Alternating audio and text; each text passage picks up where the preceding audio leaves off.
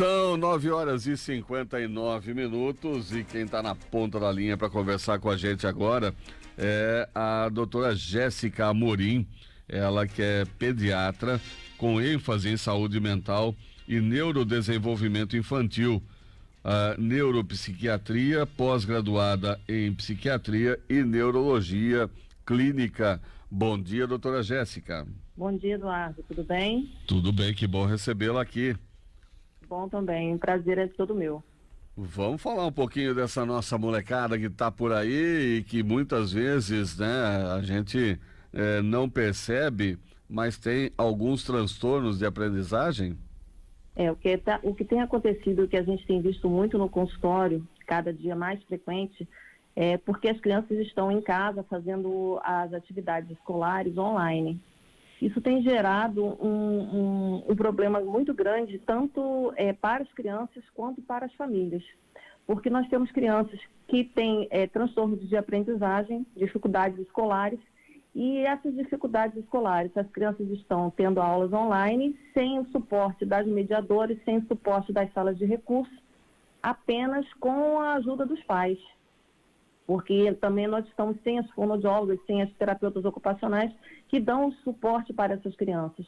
Então isso tem gerado um adoecimento generalizado da questão comportamental, porque essas crianças são obrigadas a a fazerem as atividades online em tempo real, elas muitas vezes não conseguem, isso gera uma ansiedade, um sofrimento e um adoecimento a médio e curto prazo.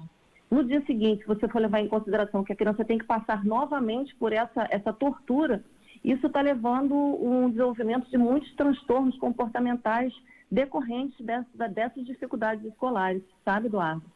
Eu gostaria de enfatizar que é importante que os pais fiquem atentos a esse sofrimento para que não ocorra agravamento da situação comportamental dessas crianças.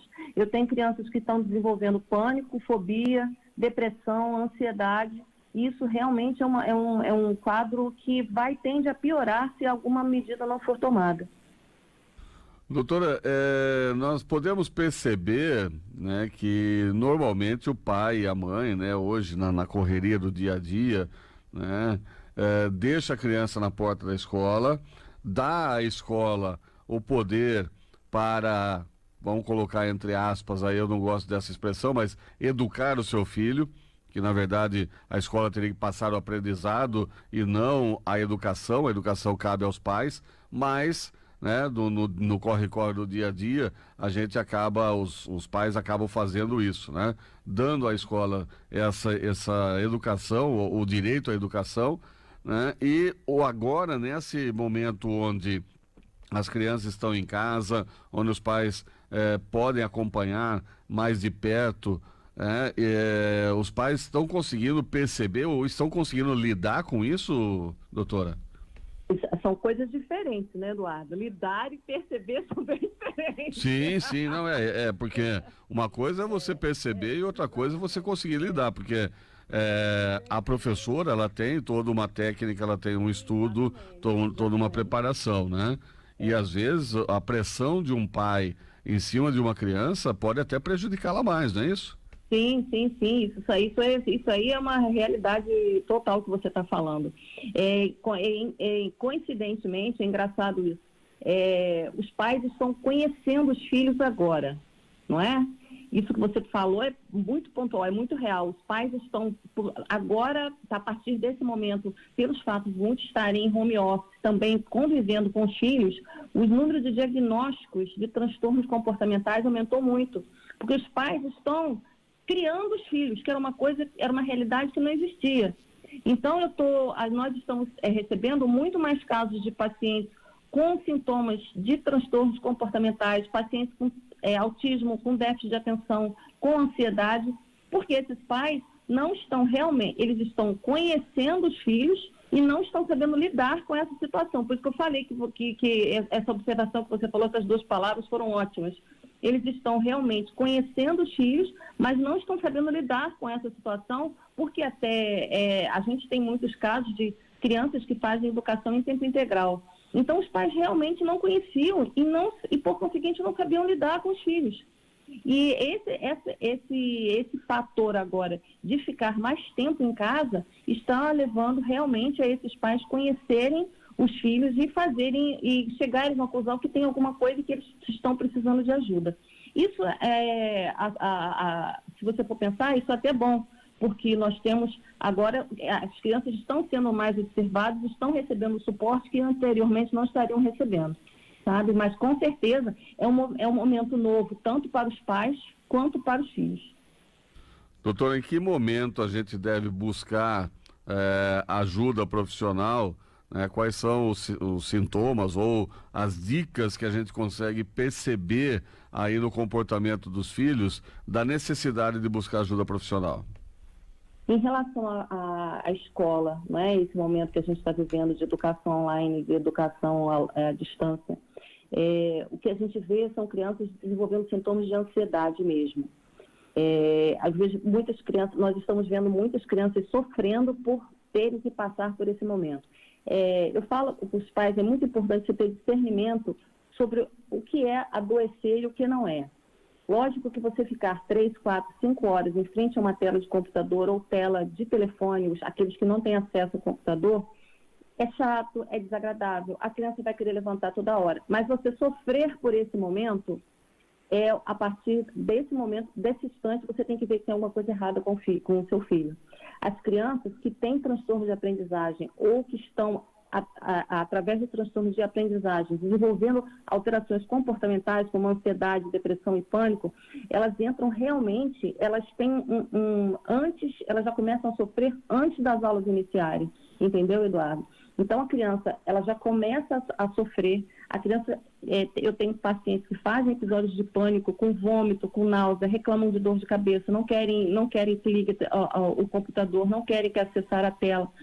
Se não conseguem fazer as atividades em tempo real, eles começam a chorar, fazem os episódios de pânico e são coisas sérias mesmo. Essas crianças somatizam, choram, ficam desesperadas. E isso gera uma autoestima muito baixa, porque ela eu recebo vídeos de mães, de crianças chorando e dizendo que não conseguem, porque que são mais burros, porque não são inteligentes, porque estão passando vergonha, e isso não pode ser desprezado. Se você tem um filho que está passando por esse momento, procure ajuda profissional, procure um neuropsiquiatra infantil que tenha uma especialização na parte infantil, porque a gente vê também muitos colegas de adulto e fazem diagnósticos errôneos. Você precisa ter experiência no mundo infantil para você poder conhecer como que funciona o pensamento de uma criança. Então, se você tem um filho que apresenta sofrimento para poder assistir essas aulas, para passar por esse momento de educação online, procure a ajuda de um neuropsiquiatra infantil para poder fazer esse diagnóstico sobre o que está acontecendo. Doutora, uma outra situação, né, que a gente acaba sendo tentado a confundir aí, né, a criança está com frescura e não quer fazer. A criança não gosta ou não quer. Então, tem que tomar cuidado com isso também, né, doutora? Sim. Isso é muito importante, a criança, foi como eu falei, a criança que está com preguiça, ela vai, é a criança que dá conta da atividade. Ela faz 1, 2 atividades, estou cansada, não quero. Agora, a criança que na véspera já começa a chorar e a sofrer, porque no dia seguinte ela vai ter que se apresentar de novo online, ao vivo para a escola, e se ela não consegue, ela faz um ataque de pânico, uma crise de pânico, se joga no chão, chora desesperadamente, começa a sentir sintomas físicos, dor de cabeça, diarreia. Eu tenho crianças que vomitam continuamente, só frente à possibilidade de ter que se apresentar ao vivo para os coleguinhas, certo? Então, existe uma diferença. Você consegue perceber o adoecimento da criança. Isso não pode, de forma alguma, ser desprezado. Você não pode deixar a sua criança sofrer dessa forma, porque se isso se tornar contínuo, Eduardo, essa criança pode acabar desistindo de estudar. Isso não é difícil. Tem crianças que têm transtornos escolares, dificuldades escolares pontuais, existem patologias que cursam com dificuldades escolares, dislexia, déficit de atenção, disgrafia, e isso precisa ser diagnosticado, porque se você diagnostica uma dislexia, e você trata essa dislexia, você dá suporte para essa criança consegue levar uma vida normal, porque ela tem uma inteligência normal. Mas se você não faz esse diagnóstico e ela não consegue funcionar na escola, seja online ou seja presencial, essa criança ela vai desistir, ela vai acreditar que ela é incapaz e ela vai abandonar a escola. Então, assim, é importante o neuropsiquiatra infantil para fazer esses diagnósticos de dificuldades escolares. É muito raro a criança ser preguiçosa. A criança tem prazer em aprender. A criança tem prazer em mostrar para os pais que ela aprendeu, que ela sabe, que ela conhece. Você chamar uma criança de preguiçosa é muito complicado. Você tem que ter um respaldo para dizer que uma criança é preguiçosa. Eu nunca vi uma criança ter preguiça para correr, uma criança ter preguiça para brincar. A criança tem vontade de aprender coisas novas, principalmente na idade infantil. Ela tem prazer de dizer que está sabendo ler, que ela está sabendo fazer continha, certo? Então, assim, vamos pensar 2 vezes em taxar uma criança de preguiçosa. Vamos pedir avaliação profissional e vamos valorizar o que o seu filho fala. Isso é muito importante.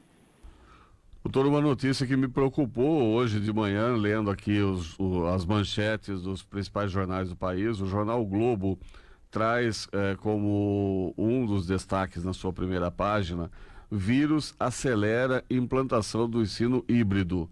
O novo modelo combina aulas presenciais e remotas e, segundo especialistas, previa-se que seria adotado em 1 década e a pandemia acelerou o processo.